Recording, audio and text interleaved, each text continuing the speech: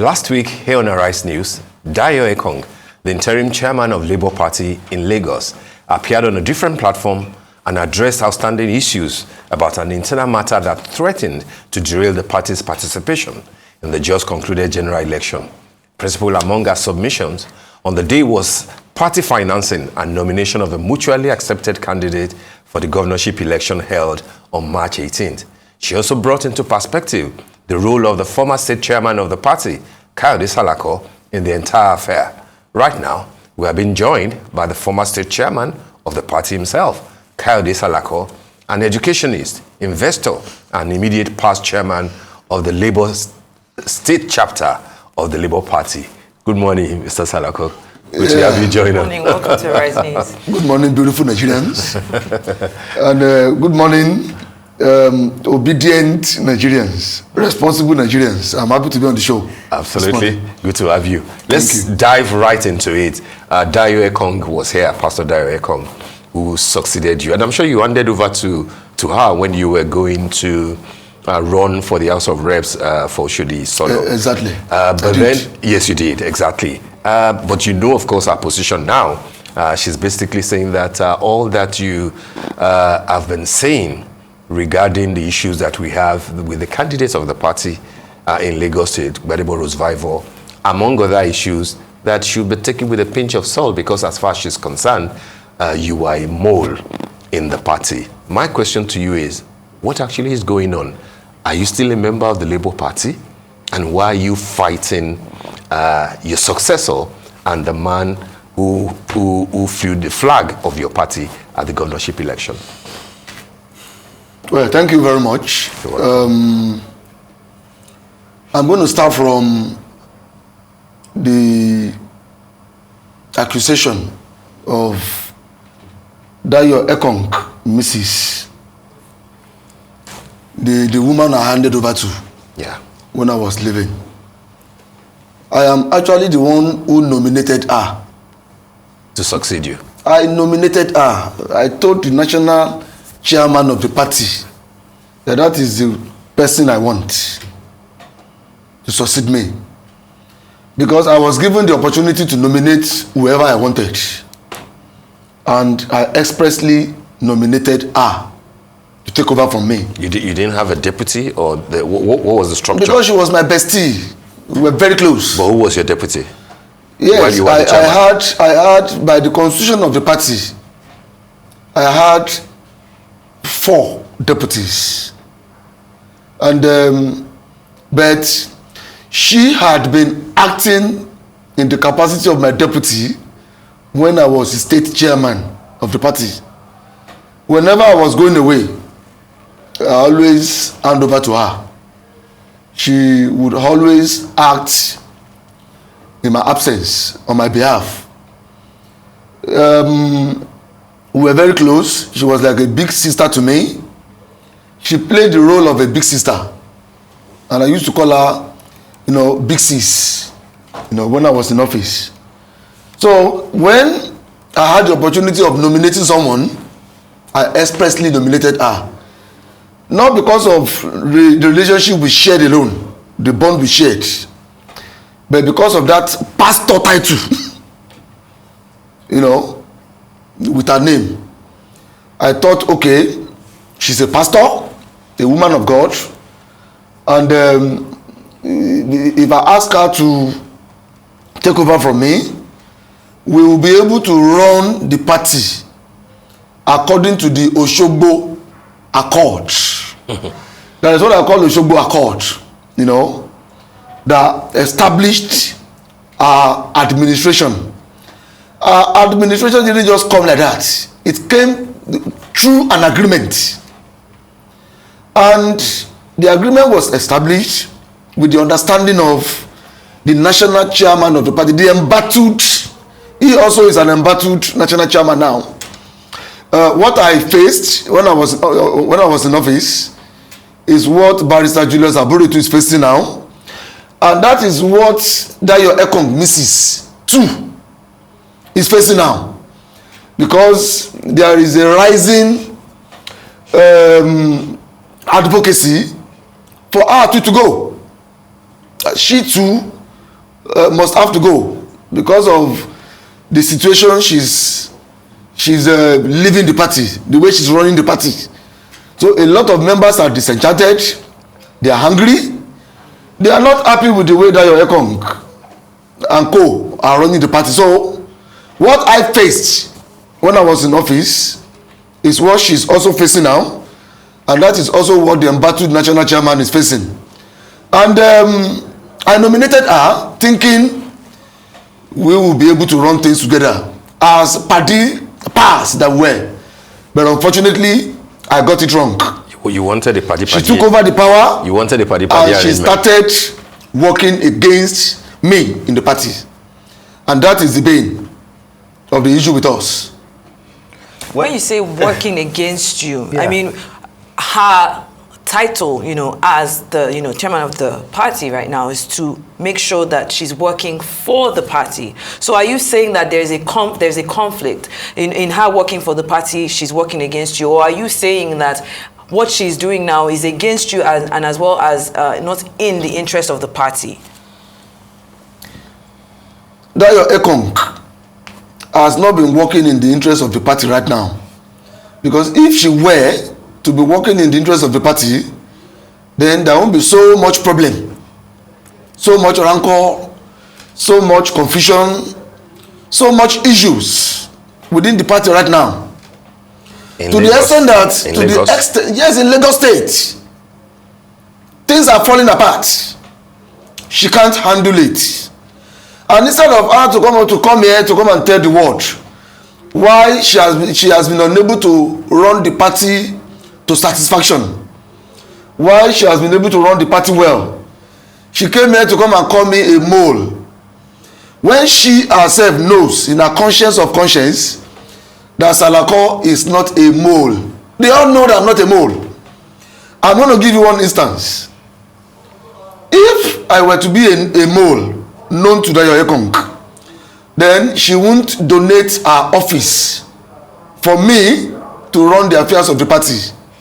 If she were to know me to be a mole, she donated the office I was using to run the affairs of the party when I was the state chairman of the party, because she was impressed with my passion, my commitment, and my mission for the party. She saw the sincerity in my mission. She saw the way I was working. She saw the way I was carrying on. I was talking. I was running the affairs of the party, building things rightly for the party. So when she saw it, and she saw that the party didn't have an office, no official office to run all those things. So I was doing that inside hotel spaces. We were paying, in hotels to run those things. And she became impressed with my performance, with my capability, with my ability. And she donated a very beautiful office, very expensive office for us on Allen Avenue, which is our personal property. If I were to be a mole, why did she donate it? That's number one. Number two, if I were to be a mole, I wouldn't build the structure of the party within 5 months. Kayode Ezekiel and Salako built the structure of the Labour Party that won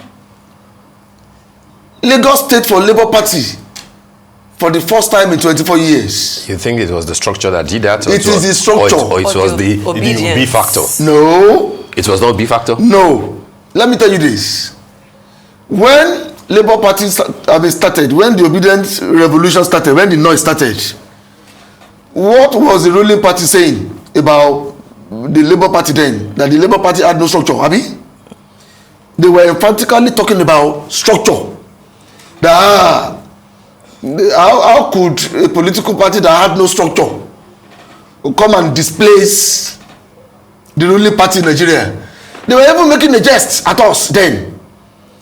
And that was what made me to resolve that, okay, in Lagos State, that I was in charge, I was given to handle, I will make sure that Labour Party had structure, and not just ordinary structure, strong and virile political structure. a structure that will be able to win the ruling party in Lagos State. And I was able to achieve it. You see, let me tell you this. The obedient movement is just an emotional, organic revolution that is like a wave. And the function of that revolution is just to come and contribute to the vote that the political party needs to organize itself to win the election. It is the structure of the party that must be on ground. Even when the obedient are voting, it is a structure that will stand to make sure that those votes are defended, are monitored, and count. Most obedient will just go out on the day of election to go and vote, and they go back to their houses. It is the structure of the party that will be on ground to make sure that things that were supposed to be monitored are monitored, things that were supposed to be put in place are put in place. When the election is over, the result will be moved from one place to another for collation and counting. It is the structure of the party that will handle all of that. That is beyond the function of the obedient movement. And that is why you see that the APC as a party has been winning elections for many, many years in Nigeria. PDP has been winning. It is not about the vote of support groups alone or the obedient people. All these political parties too have support groups.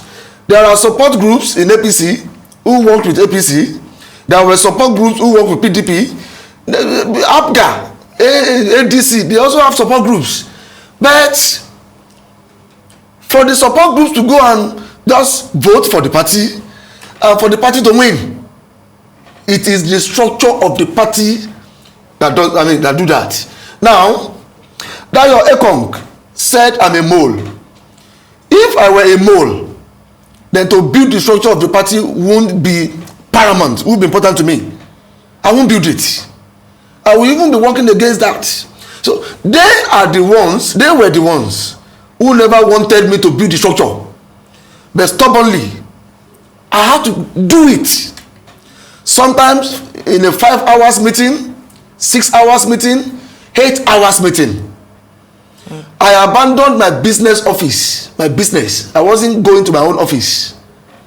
I will resume in the state office where Dayo Ekong gave to me by 9 o'clock in the morning. Sometimes I don't leave until 11, 12 in the night, trying to build structures for the party across the state.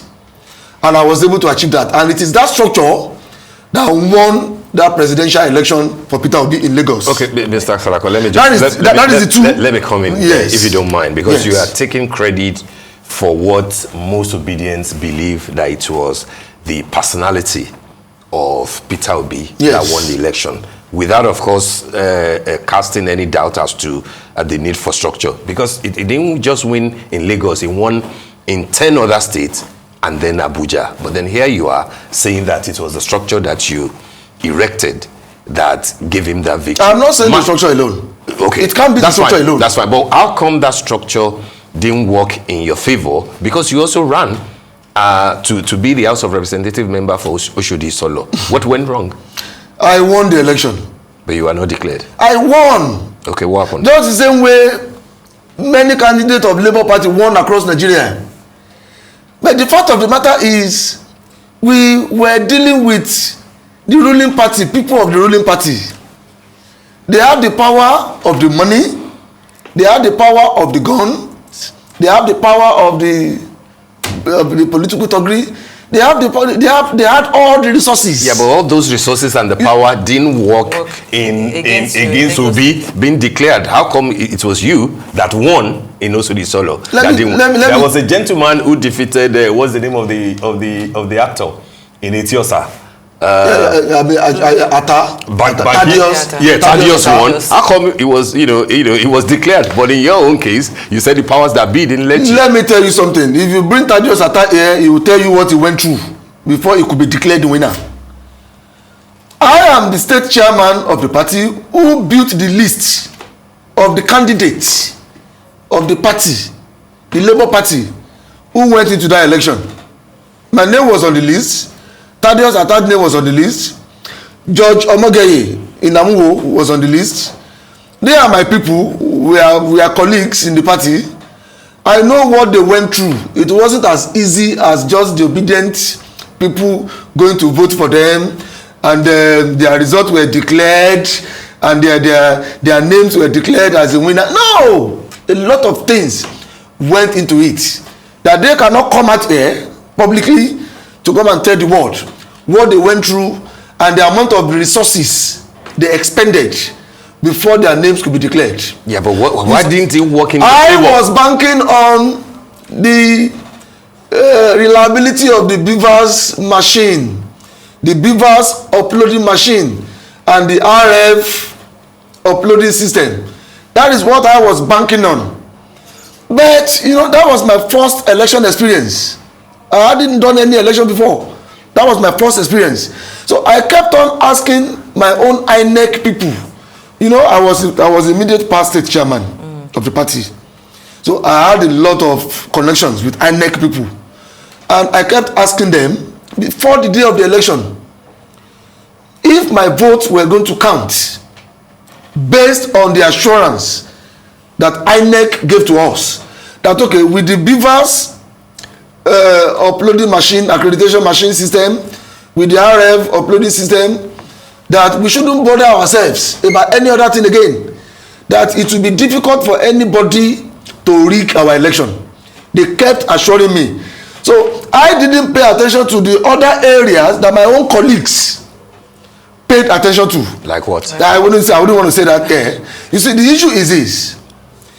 Even the people who are sitting on my victory in Oshodi Solo constituency 1, they know that Kayode Salako won the election. I won it with wide margin, but I contested in MC Oluomo's base. It is not always easy to contest an election in MC Oluomo's base. That is his base. Yeah, but for the presidential, Obi won in MC Oluomo's base. Let me tell you something. That is the reason you should know that I also won. If Obi could be declared the winner in Oshodi Solo Constituency 1, and the man who won in Oshodi Solo Constituency 22 was allowed to go because he found his own way. He found his own way in the night when I was sleeping, thinking that it would be difficult for me, for anybody to rig my election. As at 2 a.m. in the night, my INEC people that I had in their midst, in the system, they were still calling me to congratulate me. Even MC Oluomo's boys, because don't forget that I left APC not quite long, and I was part of MC Oluomo's system. I was part of his system. Some of MC Oluomo's boys are my boys. We know ourselves, they know me. Some of his boys were even calling me on phone to congratulate me that I won. Many of the APC people, because I was also an APC leader in Oshodi Solo Constituency 1 before I left, many of them even voted for me. They won for me because it is Salako they wanted. So they were calling me to congratulate me. I was already happy that, I'll be going to the National Assembly at least to represent my people for the first time. I was already fantasizing the experience until I woke up in the morning and I heard that my results were exchanged.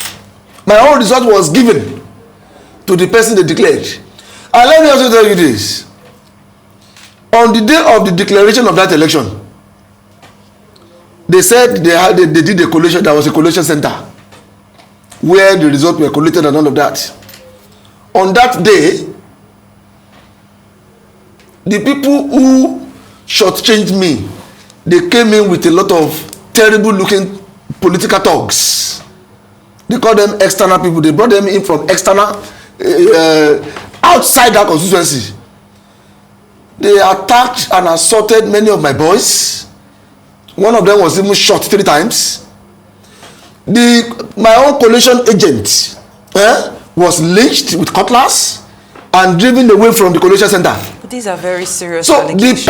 the person who signed the results that made INEC to declare another person against my own victory wasn't even the person who was supposed to sign for me.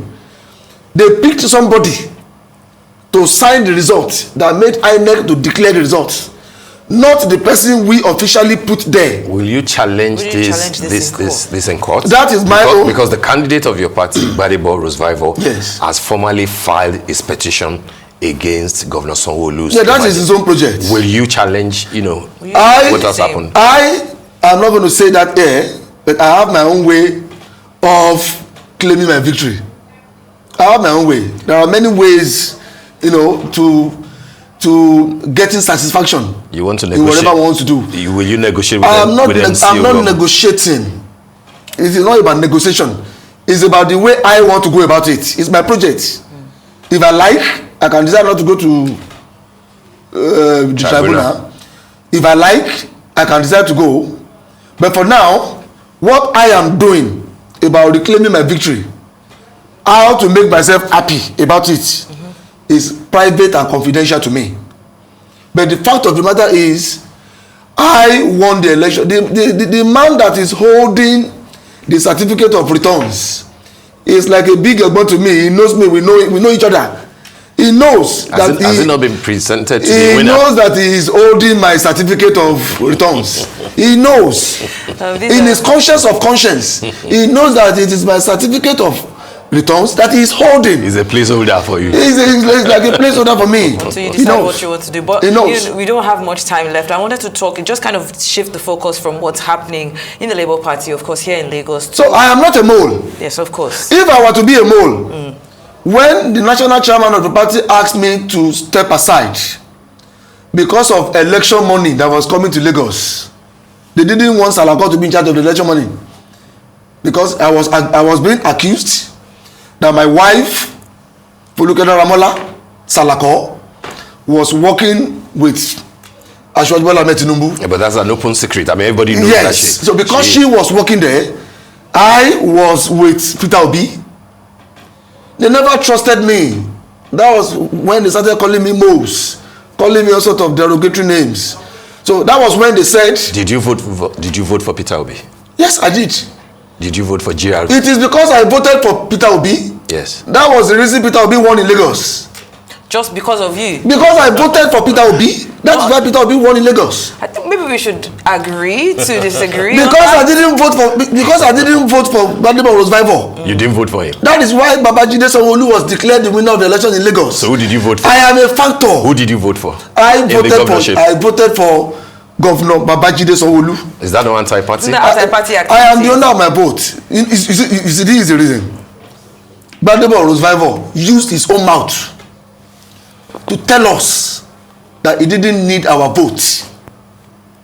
He said he didn't need our support. He said he had built his own parallel structure apart from the normal structure of the party, of his own, to run his election project on the day of his election. He told us that he had built his own polling unit agent. He had built his own structure, that he had his own people who would work for him, who would vote for him on the day of his election.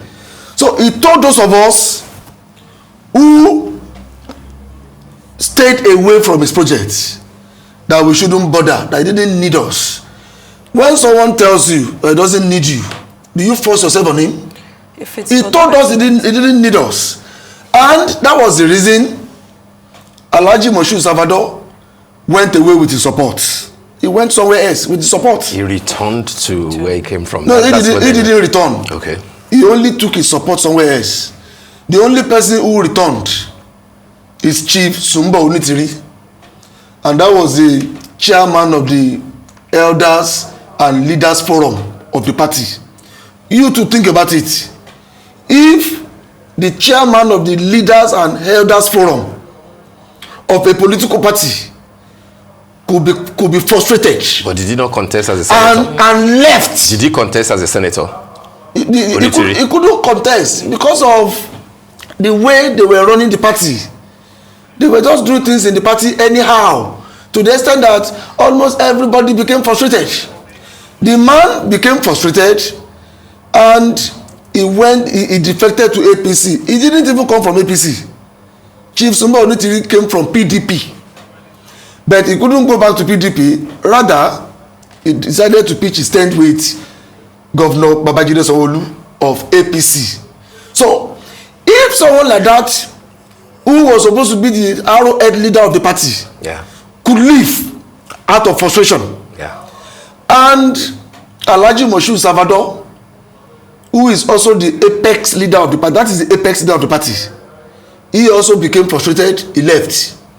I became frustrated, I left. And over 65 to 70% of the Labour Party members in Lagos State were frustrated like that. On the day of Gbadebo's election, all of us were in our houses. We didn't come out to do anything. Because the guy said he had his own people who would but those people were not allowed to vote. That's what he said. You said what? Those people that he had were not allowed to vote. His own people. I mean, I'm just saying that that's his position. I wouldn't know. You see, when someone says just 5 seconds. When someone says stay away from my project, you wouldn't bother yourself about what happened to. Okay, we need to roll. But any chance for reconciliation at all? Yes, that is the best way. You see, even the former president of the country, Olusegun Obasanjo. We have to go now. Will you reconcile? He's calling for national reconciliation now. Okay. All right. So that's a yes is calling for national reconciliation. So that's a yes for me, Mr. Salako. That is a yes for me. There is a chance for reconciliation. We need to bring the show to an end. I am not a mole. Maybe bring you back another time. Thank you so much. Thank you, Mr. Salako. We appreciate it.